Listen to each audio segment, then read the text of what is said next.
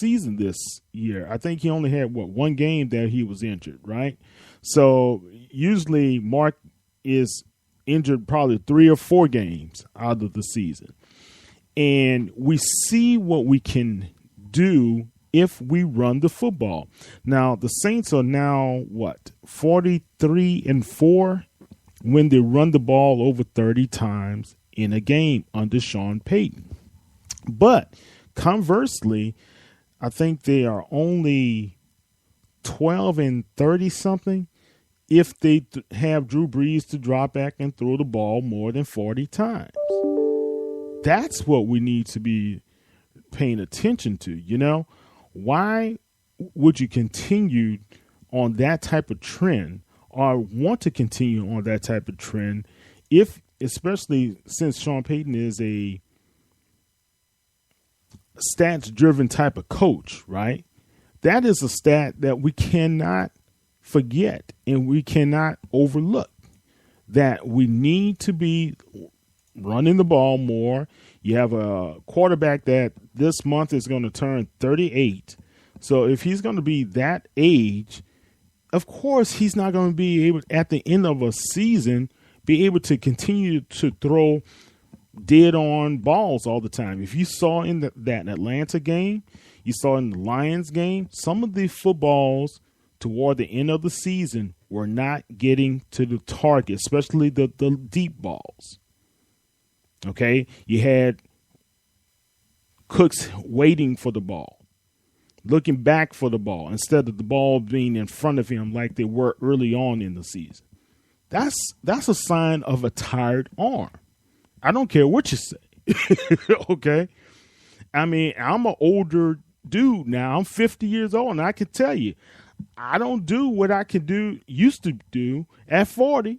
And I sure can't do what I used to do at 30 and 20, right? Right? So, right.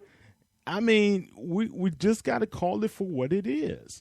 You cannot have Drew Brees on throwing for 5,000 yards when you still have 1,500 to 1,600 yards of production in that backfield. That could really be more than that if you put a better focus on running the football, rushing the football. If you want to chime in with the professor and I, call 504-533-8444. Okay, so professor, I mean, let's kind of recap a little bit on this Atlanta game here. The Saints lost, right?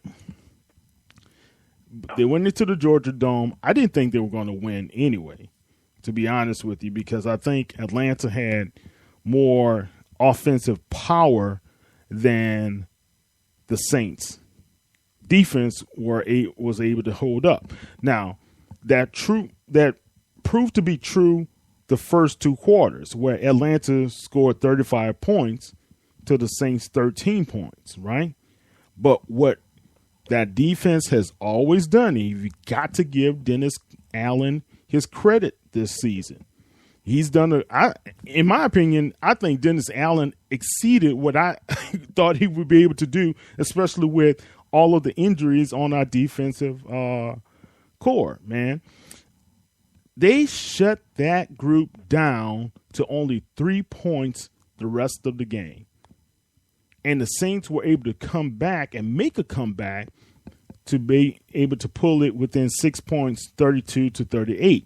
However, Drew Brees threw another interception, and he left points that could have been 7 points in our favor, took it off the board with a poor throw, or attempted throw to Michael Thomas. What are your thoughts? Yeah, one of the things in this offseason, the Saints quarterback coach and Coach Payton are going to have to sit down with Drew, because I brought this stat up after the Denver game. I think it was at that time, and maybe it was the Carolina game. At that point, no, it was before the Denver game. Drew Brees had close to 30 touchdowns and only 7 interceptions. He was doing really well, because there was even talk once they got to 4-4 for him possibly being MVP candidate. What was tragic about the ending play for Drew and the remaining 7 games was that he only threw for 7 touchdowns and he had 8 interceptions and about 2 to 3 fumbles. He had a slew of turnovers in the second half of the season. I think he came up to like 13. Mm-hmm. And so, and I know some of the fumbles and hits. He's a smaller gentleman, you know. Nothing he could do about it. He got smothered. He just, you know. But they're going to have to figure out a way, going back to your point, Kyle, of not having him back there vulnerable to being sacked, hit hard with a fumble, and throwing interceptions when you're throwing the ball too much. And Coach Payton has got to adjust his aggressive style with throwing the ball in order to save Drew and to prevent the Saints' offense. The defense had at least 21, 22 turnovers this year. But the offense had 25 turnovers, so they finished like a -3, something in that range. So we can't say from past defenses we used to not get any turnovers. They were the number 3 team with fumble recoveries, and they had 9 interceptions. And they missed a lot of interceptions. They did. But we had turnovers this year. What I stated, and this is just the professor's opinion, one of the inhibitors that prevented the Saints from not being in the playoffs, well, there's several factors. But this year, to me, yes, the offense had 2 bad Atlanta games. They had a bad fourth quarter against the Raiders.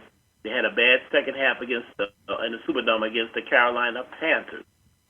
And they had a semi-bad game against Detroit, although they had the Saints down 19-13 and was right there in that game before Detroit pulled away with a touchdown and a field goal because of the Drew Brees' 3 interceptions. So you're looking at a team that really, and of course they had a bad defensive game against Arizona. That was bad. They were somewhat against Tampa. But overall, you had a total of maybe 5 games. Not 5 games, but a total of probably 18 bad quarters. 18 or 19. I won't even say that because you can't even count the second half of Atlanta because Kyle already stated they shut them down. So maybe they had about 18 bad quarters, okay, out of 64 quarters, okay, 16 times 4 quarters.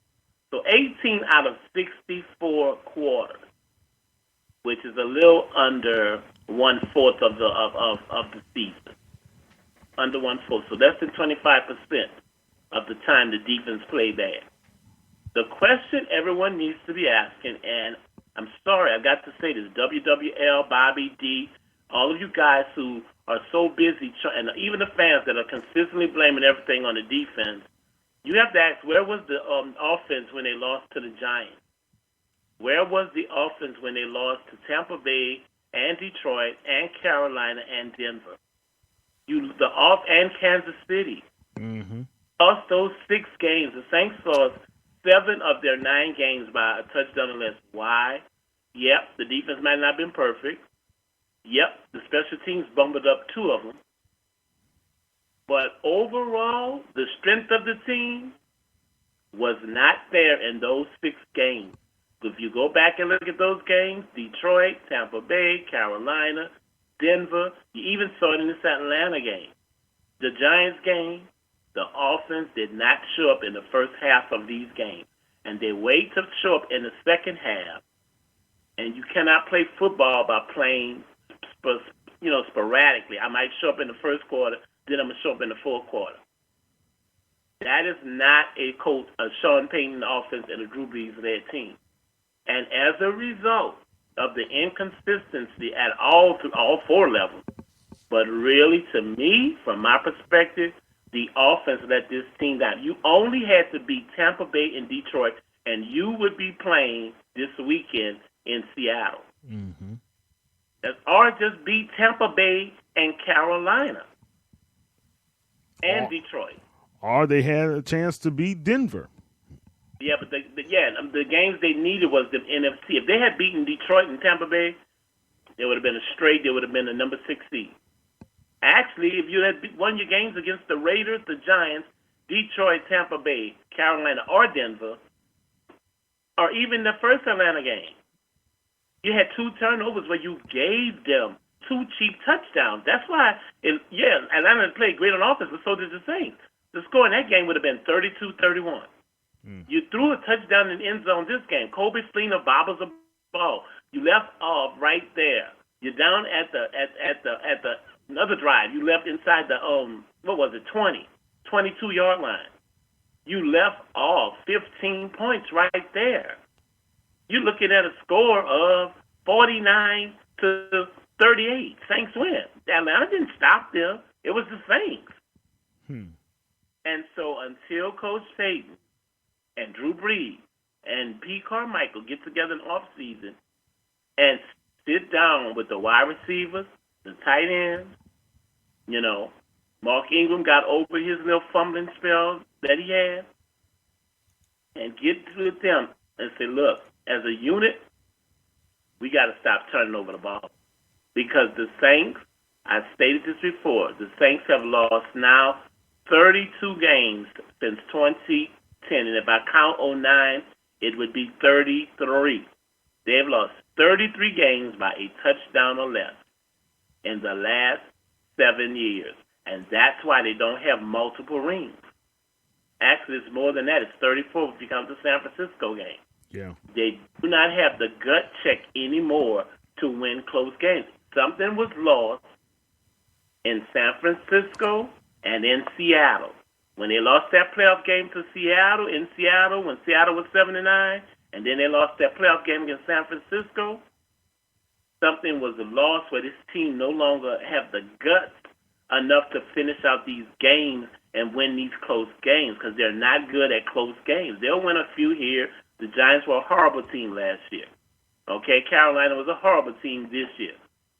The only signature win the Saints have this year they can really talk about is their win against Seattle. That was the only playoff team, or winning record team, and the second time win that they beat. They went 2-7 against teams with winning records. These are the facts, ladies and gentlemen. And most of the other radios don't want to deal with this and don't want to give you the truth. This team right now has got to fix their problem of how they keep making mistakes, and that's an intangible.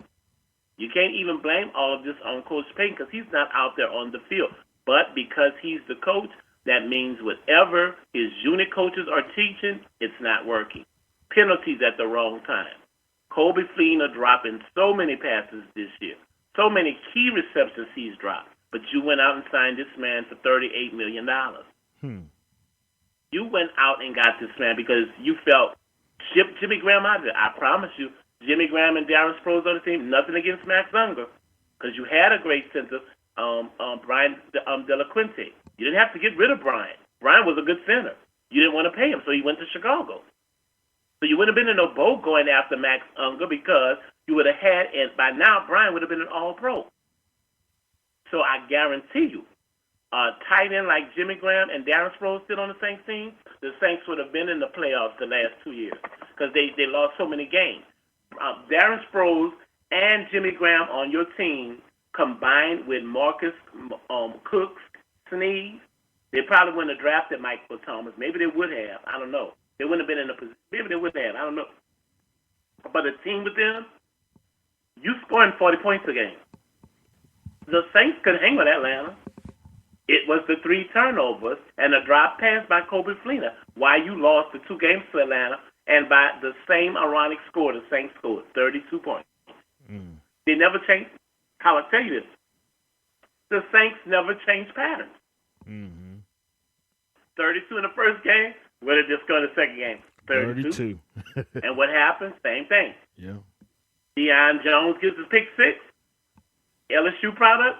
Another LSU product picks off Drew Brees in the end zone when everybody knew after Cooks and Snead had been knocked out of the game, they already knew you was throwing the ball on Michael Thomas. That was so predictable. You had thrown the ball to him almost 2 or 3 previous receptions before you got to the 9-yard line.